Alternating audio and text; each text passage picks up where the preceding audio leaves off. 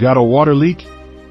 When discovering a water leak in your home, acting quickly to prevent further damage is key to protecting its value and integrity. Here are the 5 steps you should take when you discover a water leak in your home. Step number 1. Turn off your water supply as soon as the leak is discovered. Unless you can tell right away where the water is coming from, turn off the main water supply to your home immediately. If you can tell where the water is coming from, then turn that off. Step number 2. Locate the source of the leak. Once the main water supply has been turned off, if you haven't already done so, locate the source of the leak by inspecting all visible pipes, faucets, and appliances for signs of leaking. If you are unable to locate the source of the leak, then call a plumber.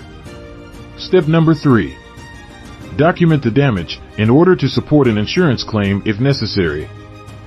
Having such documentation available will prove essential if you plan on filing an insurance claim. Step number 4.